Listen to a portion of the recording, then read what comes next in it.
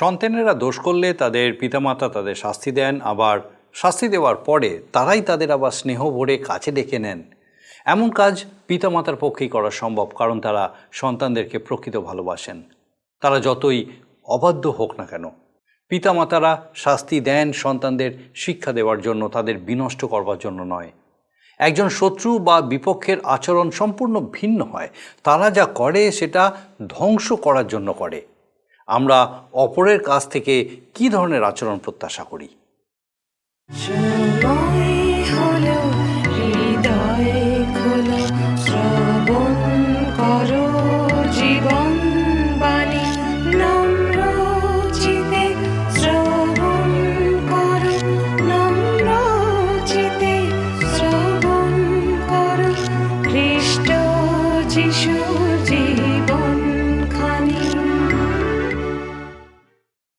নমস্কার, জীবনবাণী অনুষ্ঠানে আপনাকে স্বাগত জানাই। আমি খুব খুশি আপনি আজকে আরেকবার আমাদের সঙ্গে এই জীবনবাণী অনুষ্ঠানে উপস্থিত হয়েছেন। আমার বিশ্বাস ঈশ্বরের বাক্য বিশেষভাবে আপনার সঙ্গে কথা বলতে চলেছে। আসুন আজকে আমাদের অধ্যয়নের শুরুতে একটা গানের মধ্যে দিয়ে আমরা ঈশ্বরের গৌরব করি।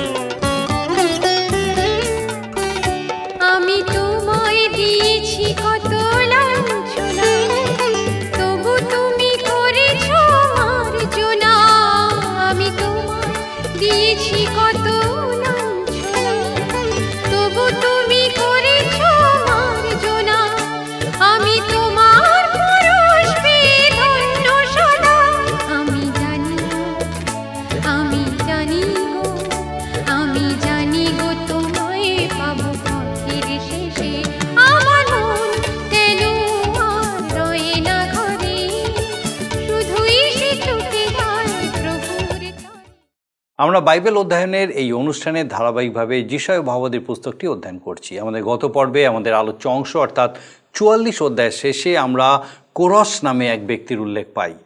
কোরশের জন্মে প্রায় 200 বছর আগে তাকে চিহ্নিত করে তার নাম উল্লেখ করা হয়েছিল। যিশায়া ভাববাদী কেন এতদিন আগে তার নাম উল্লেখ করেছিলেন তার 3টি কারণ আছে, যা আমরা পরে পরে আলোচনা করব। কোরশ একজন পারসিক রাজা ছিলেন এবং খুবই ঈশ্বর ভক্ত ছিলেন। তাকে ঈশ্বরের অভিষিক্ত ব্যক্তি বলা হয়েছে কারণ তিনি ঈশ্বরের ইচ্ছা পালন করে ইসরায়েলীয়দের বাবিলীয় বন্দিদশা থেকে প্রতিজ্ঞাত দেশে প্রত্যাবর্তন করতে দিয়েছিলেন। আর ঈশ্বর তাকে বাবিলীয় শাসনকর্তাদের অর্জিত সমস্ত ধনসম্পত্তির অধিকার দিয়েছিলেন।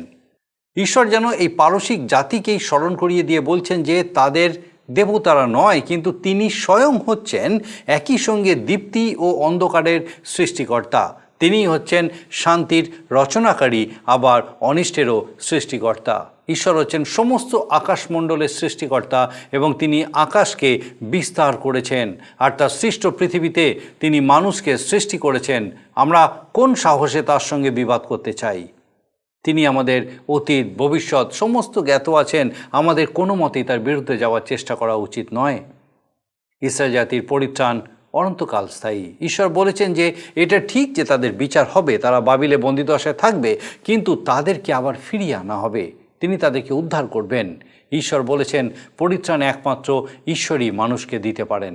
আমাদের পাপ থেকে উদ্ধার পেতে গেলে আমাদেরকে তাঁর দিকে দৃষ্টিপাত করতে হবে।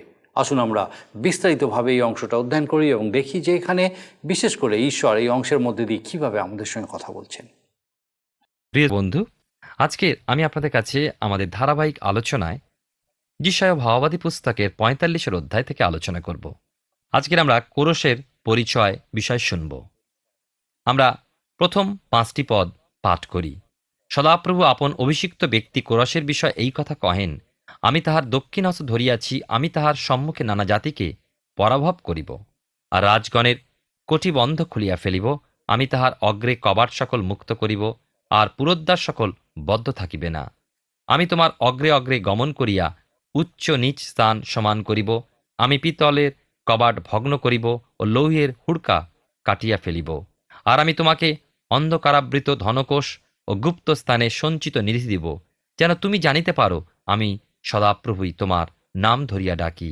আমি ইসরায়েলের ঈশ্বর, আমার দাস যাকবেরও আমার মনোনীত ইসরায়েলের নিমিত্ত আমি তোমার নাম ধরিয়া তোমাকে ডাকিয়াছি।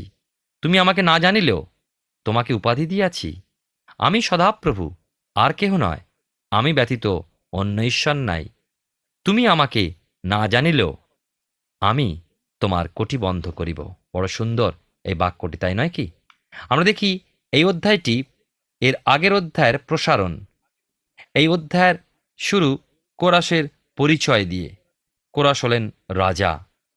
যিশায়া ভাববাদী পুস্তকের ৪৪ অধ্যায় শেষ পদটি যদি ৪৫ অধ্যায়ের প্রথম পদ হতো তাহলে ভালো হতো, কিন্তু কেন যে ৪৪ অধ্যায় শেষে রাখা হলো তা বলা মুশকিল।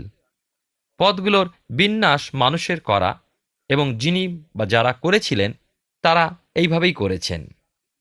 এই বিষয়ে একটা উপকথা আছে। মধ্যযুগে একজন খ্রিস্টীয় ভক্ত বা সাধু যিশায়া ভাববাদীর পুস্তকের অধ্যায় বিন্যাস করেন, আর সেও এক মজার ঘটনা। এই সাধু তিনি এক পর্বতের মধ্যে দিয়ে গাধায় চড়ে চলেছিলেন, আর গাধার পিঠে বসেই যিশায়া ভাববাদী পাঠ করেছিলেন। গাধা চলতে চলতে যেখানে থেমে যাচ্ছিল, ওই সাধু তার কলম দিয়ে যিশায়া পুস্তকে দাগ দিয়ে নিচ্ছিলেন। যে এক অধ্যায় শেষ হলো, যাই হোক, এটা গল্প মাত্র, ঘটনা নয়। আমরা কথা বলবো না যে যিশায়া পুস্তকের অধ্যায়গুলো গাধায় চিহ্ন করে দিয়েছে। দেখুন ৪৪ অধ্যায় ২৮ পদে কি লেখা আছে। তিনি কোরাসের উদ্দেশ্যে কহেন, আমার পালরক্ষক, সে আমার সমস্ত মনোরথ সিদ্ধ করিবে। তিনি জেরুজালেমের বিষয়ে বলেন, সে পুনর্নির্মিত হইবে, এবং মন্দিরকে বলেন, তোমার ভিত্তিমূল স্থাপিত হইবে। কোরাসের নাম ও পরিচয় আমরা পাই কোরাসের জন্মের প্রায় ২০০ বৎসর পূর্বে। এটা বড়ই আশ্চর্যের কথা যে যিশায়া ভাববাদী তাঁর জন্মের ২০০ বছর আগে তাঁর পুস্তকে ওই ব্যক্তির কথা লিখবেন। এই যেন অবিশ্বাস্য হয়ে পড়ে, তাই নয় কি? আর স্বাভাবিকভাবেই চিন্তা করতে হয় যে কোরাসের বিষয় কেন এখানে এলো। আমার মনে হয় এই জন্যই যে যখন কোরস আবির্ভূত হবেন তখন কেউ যেন বিভ্রান্তির মধ্যে না পড়ে। দ্বিতীয়ত, কোরস ইসরায়েল জাতির নিজ দেশে ফেরার বিষয় ঘোষণা করবে যখন ইসরায়েল জাতি বন্দী হয়ে বাবিলনে নিত হবে। তৃতীয়ত, ঈশ্বর যিশাইয়াকে কোরাসের বিষয় লিখতে অনুপ্রাণিত করলেন এই জন্যই যে মানুষ জানবে যে ওই ভাববাণী সময়ের দিক থেকে কতটা নিখুঁত। আর এরপর যিশায়া ভাববাদী উল্লেখিত কুমারীর গর্ভজাত শিশুর কথাও মানুষ বিশ্বাস করবে। লক্ষ্য করবেন, কোরসকে আমার পালরক্ষক বলা হয়েছে। ঈশ্বর ইসরায়েলের উত্তরাংশকে সাজা দেবার জন্য নিয়ে এসেছিলেন, আর উত্তরাংশ অসুরের বন্দিরূপে চলে গেল। আবার ঈশ্বর বাবিলনীয়দের নিয়ে এলেন জেরুজালেম ধ্বংস করার জন্য, আর দক্ষিণ অংশ বন্দিরূপে বাবিলনে নীত হল।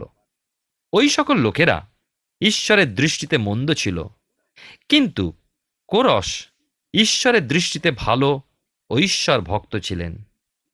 কে জানে, কোরশ ঈশ্বরের সাক্ষাতে অনুগ্রহ লাভ করে স্বর্গে ঈশ্বরের স্থান করে নিয়েছিলেন।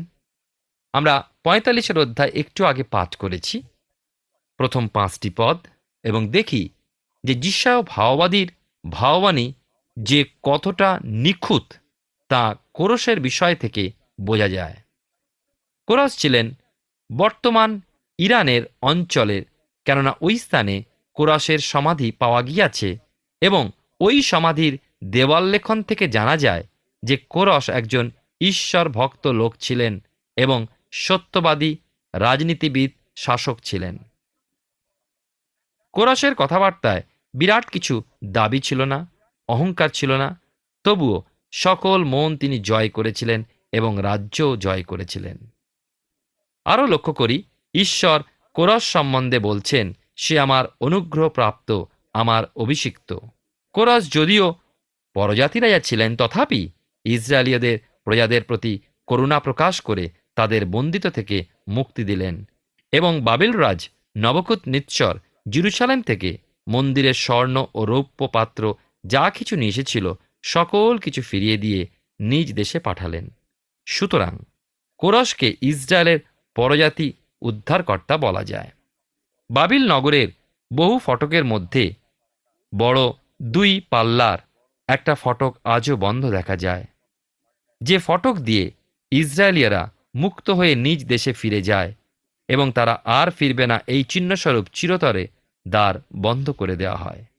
আর এই কোরশের বিষয় ঈশ্বর বলেছেন, বিশেষ করে ৪৫ অধ্যায় 3 পদে লক্ষ্য করুন, আর আমি তোমাকে অন্ধকারাবৃত ধনকোষ ও গুপ্ত স্থানে সঞ্চিত নিধি দিব, যেন তুমি জানিতে পারো আমি সদাপ্রভুই তোমার নাম ধরিয়া ডাকি, আমি ইসরায়েলের ঈশ্বর। পৃথিবীর বিভিন্ন রাজ্য থেকে যে সমস্ত ধনকোষ লুট করে বাবিলনীয় রাজারা নিয়ে এসেছিল, বিশেষ করে জেরুজালেম থেকে, সবই কোরশ জয় করে নিয়েছিল। এবং 4 এবং 5 পদে দেখুন লেখা আছে, আমার দাস যাকবের ও আমার মনোনীত ইসরায়েলের নিমিত্ত আমি তোমার নাম ধরিয়া তোমাকে ডাকিয়াছি।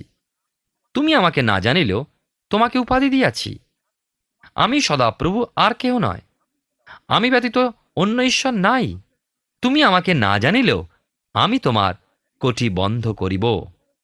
কোরশকে ঈশ্বর মনোনীত করেছিলেন তার উদ্দেশ্য ও পরিকল্পনা পূর্ণ করার জন্য, আর কোরশও সত্য ঈশ্বরকে জেনেছিল। রাজা কোরশ জীবন্ত ঈশ্বরকে জানবার পর তিনি তার নিজ মুখে যে স্বীকৃতি দিয়েছেন আমরা শুনি।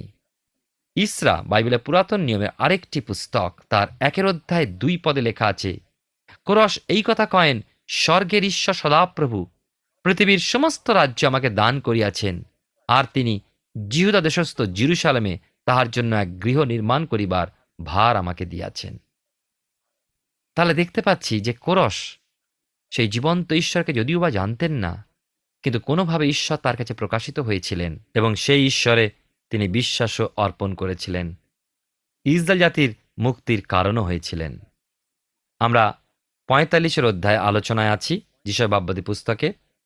আমরা কোরশের বিষয় শুনলাম, এখন বিশ্ব ব্রহ্মাণ্ড সৃষ্টির কথায় আসব, যা 7 পদ থেকে আছে। আমি সদাপ্রভু, আর কেহ নয়, আমি দীপ্তির রচনাকারী ও অন্ধকারের সৃষ্টিকর্তা, আমি শান্তির রচনাকারী ও অনিষ্টের সৃষ্টিকর্তা, আমি সদাপ্রভু এই সকলের সাধনকর্তা। ঈশ্বর বলছেন, আমি দীপ্তির রচনাকারী। পারস্য অঞ্চলে এই বিশেষ এক মতবাদের শুরু। এই মতবাদে বলে যে মাজদা হচ্ছে আলোর দেবতা। ঈশ্বর বললেন, আমি দীপ্তির রচনাকারী, অন্য কোনো দেবতা আলো দান করেনি। পারস্যবাসীদের একটা বিষয় আশ্চর্য করত যে যখন এত দেবতা আছে, তখন একজন মাত্র ঈশ্বরের সেবা করবে কেন? পারস্যরাজ কোরস বাবিলন জয় করে নিলে পর তারা ইসরায়েলের সংস্পর্শে এলো, আর ইসরায়েল জাতি একমাত্র ঈশ্বরের আরাধনা করত। সুতরাং ইসরায়েল তাদের কাছে ঈশ্বরের সাক্ষ্যস্বরূপ হল। আমরা দেখি পারস্যবাসীদের মাঝে অন্ধকারের দেবতা হচ্ছে অরিমান, মন্দের দেবতা।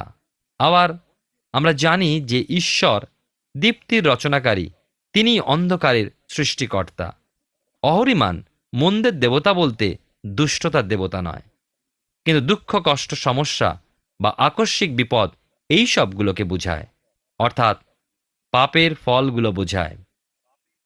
বাইবেলের নতুন নিয়মে রোমিও তার 6 অধ্যায় 23 পদে লেখা আছে, পাপের বেতন মৃত্যু।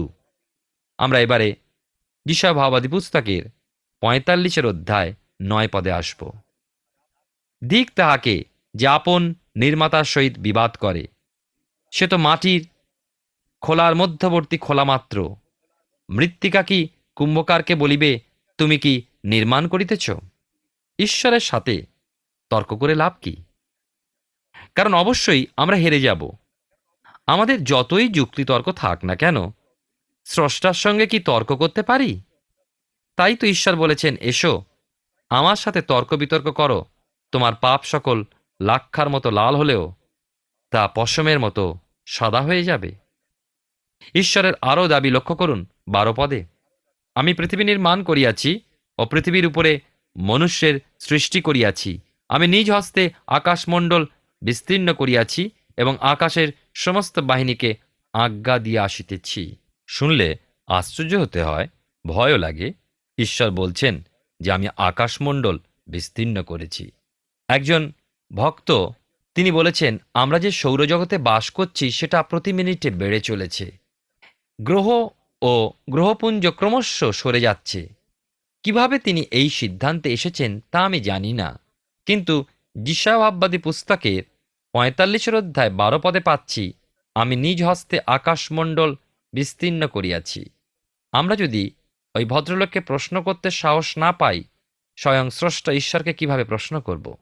ঈশ্বরের বাক্য আমাদের মেনে নিতে হবে, সেই বাক্যে বিশ্বাস করতে হবে। এবারে আমরা দেখব ইসরায়েলের বিষয় বলা হয়েছে 17 পদ থেকে। আমি 17 থেকে 22 পদ পর্যন্ত আপনাদের সামনে পাঠ করতে চাই, মন দিয়ে আপনি শুনুন। কিন্তু ইসরায়েল সদাপ্রভু কর্তৃক অনন্তকাল স্থায়ী পরিত্রাণ প্রাপ্ত হইয়াছে। তোমরা অনন্তকালে কখনো লজ্জিত কি বিষণ্ণ হইবে না, কেননা আকাশমণ্ডলের সৃষ্টিকর্তা সদাপ্রভু স্বয়ং ঈশ্বর, যিনি পৃথিবীকে সংগঠন করিয়া নির্মাণ করিয়াছেন, তা স্থাপন করিয়াছেন ও অনর্থক সৃষ্টি না করিয়া বাসস্থানে নির্মাণ করিয়াছেন, তিনি এই কথা কয়েন, আমি সদাপ্রভু আর কেহ নয়। আমি গোপনে অন্ধকারময় দেশের কোন স্থানে কথা কই নাই। আমি যাকবের বংশকে এই বাক্য কহি নাই যে, তোমরা অনর্থক আমার অন্বেষণ করো। আমি সদাপ্রভু ন্যায্য বাক্য বলি, সরলতার কথা কই। হে জাতিগণের মধ্য হইতে উত্তীর্ণ লোক সকল, তোমরা একত্র হইয়া আইসো, একসঙ্গে নিকটে আইসো। তাহারা কিছুই জানে না, যাহারা আপনাদের প্রতিমার কাষ্ঠ বহিয়া বেড়ায়, যাহারা এমন দেবতার কাছে প্রার্থনা করে যে পরিত্রাণ করিতে পারে না। তোমরা সংবাদ দাও, কথা উপস্থিত করো। হ্যাঁ, সকলে পরস্পর মন্ত্রণা করুক। পূর্ব হইতে এ কথা কে জ্ঞাত করিয়াছে? সেকাল হইতে কে সংবাদ দিয়াছে? আমি সদাপ্রভু কি করি নাই? আমি ব্যতীত অন্য ঈশ্বর নাই। আমি ধর্মশীল ও ত্রাণকারী ঈশ্বর, আমি ব্যতীত অন্য নাই। হে পৃথিবীর প্রান্ত সকল, আমার প্রতি দৃষ্টি করিয়া পরিত্রাণ প্রাপ্ত হও, কেননা আমি ঈশ্বর আর কেহ নয়। যারা মনে করেন যে ঈশ্বর সদা সর্বদা ইসরায়েলের সঙ্গে ছিলেন, তারা এই অংশে মনোযোগ দিন। ইসরায়েলের উদ্ধার অনন্তকালীন। ঈশ্বর ইসরায়েলের প্রতি বলেন, তোমরা সাবধান হও, কেননা তোমারও বিচার হবে। তুমি বাবিলনে নিত হচ্ছ, কিন্তু আবার তোমাকে ফিরিয়ে আনা হবে, বা আবার তোমাকে সংগ্রহ করা যাবে। আবার তুমি নিজ দেশে ফিরে আসবে। যদি তোমার হৃদয় এখনো বিদ্রোহী, তথাপি শেষ পর্যন্ত তোমাকে আমি ফিরিয়ে আনবো, তোমাকে উদ্ধার করব। ঈশ্বর আরও একটা আহ্বান দিলেন, যা আজকের দিনে সকলের জন্য দেওয়া হয়েছে, যা 22 পদে আছে। একটু আমি পাঠ করেছি, তথাপি আর একবার পাঠ করি আপনাকে স্মরণ করিয়ে দেবার জন্য। হে পৃথিবীর প্রান্ত সকল, আমার প্রতি দৃষ্টি করিয়া পরিত্রাণ প্রাপ্ত হও। কেননা আমি ঈশ্বর আর কেহ নয়। এক ব্যক্তি এই পদটির বিষয় যখন বলছিলেন, এক বিশ্ববিখ্যাত প্রচারক জীবনে মস্ত পরিবর্তন এনে দিয়েছিল তার, এবং তিনি পরিত্রাণ লাভ করেছিলেন। ব্যাপারটা এই রকম। এক রবিবার সকালে এই ভক্ত, যিনি সাধারণ মানুষ ছিলেন, তিনি গির্জে যাচ্ছিলেন। হঠাৎ প্রচণ্ড তুষার ঝড় সেই শহরে এসে পড়ে। বেশি দূর আর আগাতে না পেরে তিনি পথের ধারের একটা ছোট্ট গির্জার মধ্যে ঢুকে পড়ে পেছনের বেঞ্চে বসে পড়লেন। ওই ভীষণ ঝড়ে সেদিন ওই গির্জার পুরোহিত এসে পৌঁছাতে না পারায় উপাসক মণ্ডলীর মধ্যে থেকে একজন সাধারণ ব্যক্তি উঠে পড়ে উপাসনা পরিচালনার ভার নেন। ভদ্রলোক বাইবেলের বিষয় শিক্ষা কিছু ছিল না। যাই হোক, বাইবেল খুলে তিনি যিশায়া ভাববাদী পুস্তকের এই ৪৫ অধ্যায় ২২ পদটি পাঠ করলেন এবং ওই পদ নিয়ে আলোচনা শুরু করলেন। আর যিনি ওই গির্জায় এসে পৌঁছেছিলেন, পেছনের বেঞ্চে বসেছিলেন, লোকটির নাম জানতেন না, তবে এইটুকু বুঝেছিলেন যে ওই বক্তা একজন অশিক্ষিত ব্যক্তি, তিনি বুঝতে পারলেন। ভদ্রলোক বিদ্যুৎ ও বজ্র গুলিয়ে ফেললেন। যাই হোক, তিনি বললেন, এই পদে ঈশ্বর বলেছেন যে আমার প্রতি দৃষ্টিপাত করো এবং উদ্ধার প্রাপ্ত হও। অল্পক্ষণের মধ্যে আর কোনো কথা খুঁজে না পেয়ে বজ্রপাত করতে লাগলেন। খুব উঁচু স্বরে প্রায় চিৎকার করে বারে বারে ওই একই কথা বলতে লাগলেন, যদি উদ্ধার পেতে চাও, যদি পরিত্রাণ পেতে চাও, ঈশ্বরের প্রতি দৃষ্টিপাত করো। তিনি পিছনের বেঞ্চের দিকে তাকিয়ে বললেন, পৃথিবীর প্রান্ত থেকে ঈশ্বরের প্রতি দৃষ্টিপাত করো, উদ্ধার পাবে। হঠাৎ এই আগন্তুকের প্রতি দৃষ্টি পড়ল এবং আগন্তুককে জড়সড় হয়ে নিরাশ দৃষ্টিতে বসে থাকতে দেখে বলে উঠলেন, ওই প্রান্তের ওই ব্যক্তি, আপনি যিশুর প্রতি দৃষ্টিপাত করুন, আপনি পরিত্রাণ পাবেন। আর আমরা দেখি ওই আগন্তুক শিক্ষিত ও বুদ্ধিমান লোক ছিলেন, কিন্তু ওই অশিক্ষিত ব্যক্তির কথা তার কানে বাজতে লাগল এবং তিনি যিশুর প্রতি দৃষ্টিপাত করলেন এবং সেই দিন, সেই মুহূর্তে তিনি যিশুকে তার হৃদয় গ্রহণ করলেন, মুক্তি, অনন্ত জীবনের আশ্বাস লাভ করলেন। পরে এক সময় তিনি মহান ঈশ্বরের সেবক, প্রচারক রূপে পৃথিবীতে গণিত হয়েছেন। কি অদ্ভুত, তাই নয়? আমরা অনেক সময় ভাবি মহান কোনো বিখ্যাত প্রচারক, বিখ্যাত কোনো শিক্ষাবিদের কাছ থেকে শুনে সব কিছু বুঝতে পারব। ঈশ্বরের আত্মা তার বাক্যের মধ্যে দিয়ে আমাদের সঙ্গে যে কোনো সময়, যে কোনো অবস্থায়, যে কোনো ব্যক্তির মধ্যে দিয়ে আমাদের সঙ্গে কথা বলতে পারেন। আমাদের প্রয়োজন বিশ্বাসে আমাদের হৃদয়কে তার উদ্দেশ্যে খুলে দেওয়া। দেখতে পাবো ঈশ্বরের অলৌকিক কাজ। ওই আগন্তুক, যিনি একদিন সামান্য ছোট্ট একটি গির্জায় পেছনে বেঞ্চে ঢুকেছিলেন, যেখানের সঙ্গে তার কোনো পরিচয় ছিল না, কিন্তু ঈশ্বর তার পরিচয় নিয়েছিলেন এবং সেই দিন থেকে তিনি এক নতুন মানুষ হলেন। আমরা যিশায়া ভাববাদী পুস্তক থেকে ধারাবাহিকভাবে অধ্যয়ন করছি। আমার বিশ্বাস মহান ঈশ্বর বিশেষ করে আপনার সঙ্গে কথা বলছেন। আমার মনে হয় আমরা স্বর্গে যখন যাব, তখন সেখানে আমাদের জন্য একটা বিস্ময়কর বিষয় অপেক্ষা করবে।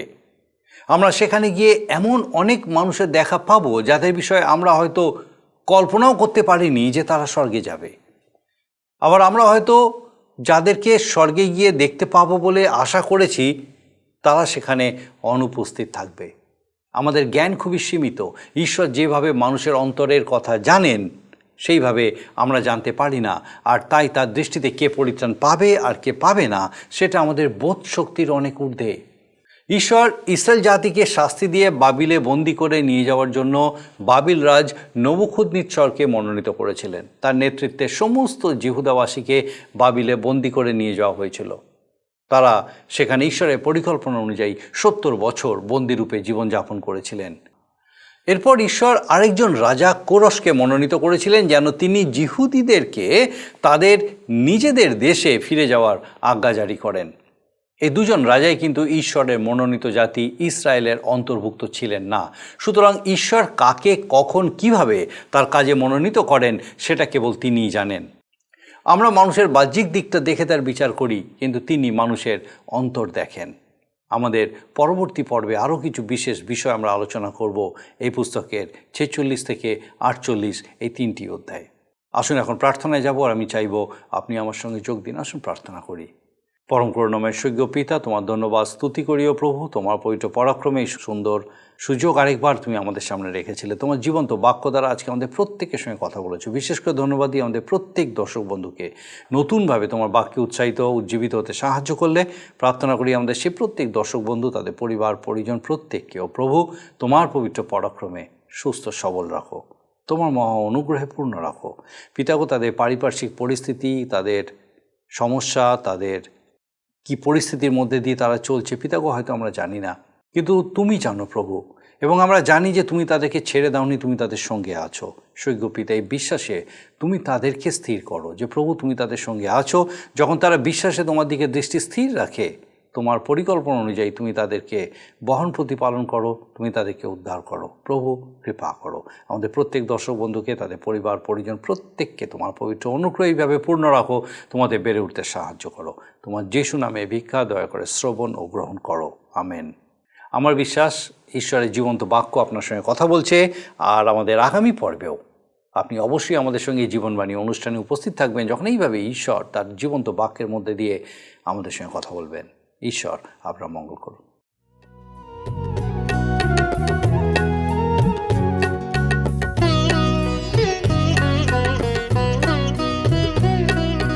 জীবনেশ্বর তুমি মঙ্গলময়, জীবনেশ্বর তুমি মঙ্গলময়।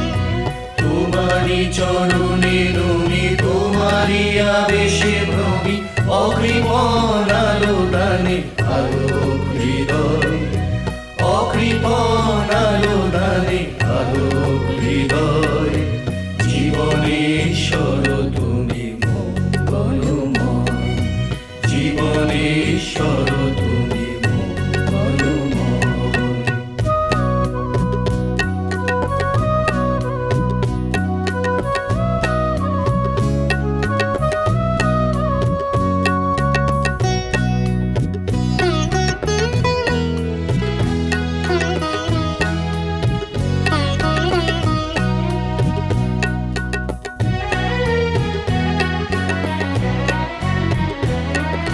সুন্দর ভুবনের সকলই তোমার, জড়ানো সকলখানে করুণা অপার। সুন্দর ভুবনের সকলই তোমার, জড়ানো সকলখানে করুণা অপার। তব মমতার ডোরে মোদের জীবন ভরে, তব মমতার ডোরে মোদের জীবন ভরে। বাধা পড়ে থাক যত সুখের সময়, জীবনেশ্বর তুমি মঙ্গলময়, জীবনেশ্বর তুমি মঙ্গলময়।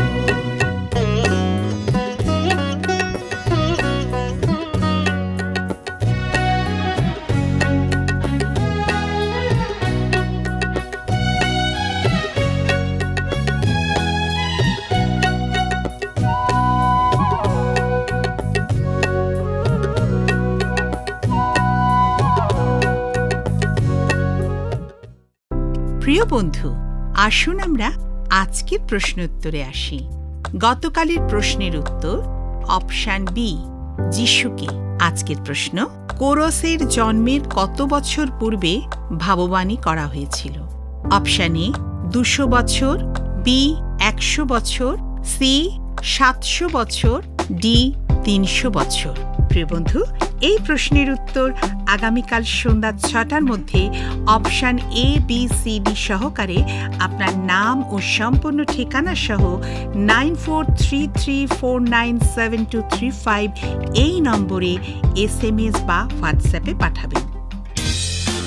যদি আপনার এই অনুষ্ঠান ভালো লেগে থাকে তাহলে এই নম্বরে একটি মিসড কল করুন, তাহলে আপনি পরের বারের বিজয়ী হতে পারেন।